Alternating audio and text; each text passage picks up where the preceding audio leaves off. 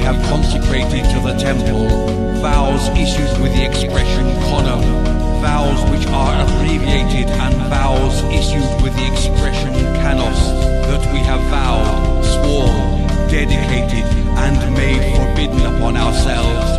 From this Yom Kippur until next Yom Kippur, may it come to us at a good time. We regret having made them. May they all be permitted, forgiven, eradicated, and nullified, and may they not be valid or exist any longer. Our vows shall no longer be vows. Our prohibitions shall no longer be prohibited, and our oaths are no longer oaths.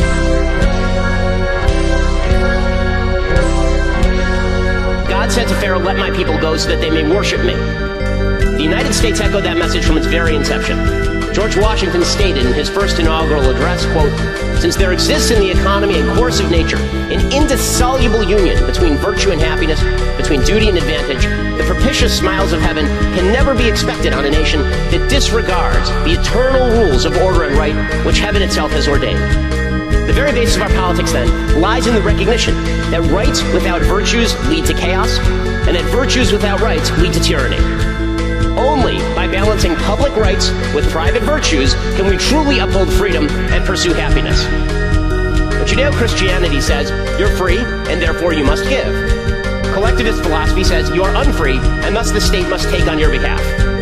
It's this philosophy of collectivism against which Moses and Jesus and George Washington and Thomas Jefferson and James Madison fought. It is this philosophy that Americans have fought and bled and died to extend to more and more people over time. Abraham Lincoln saw black slaves as human beings, and hundreds of thousands of Americans died to extend the American covenant to them.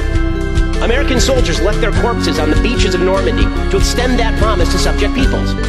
Martin Luther King Jr. was assassinated fighting to extend the American promise to black Americans. Ronald Reagan spent his years fighting to spread the light of Americanism beyond the Berlin Wall. And today, Americans liberate Muslims in the Middle East from the heavy hand of collectivist Islamism.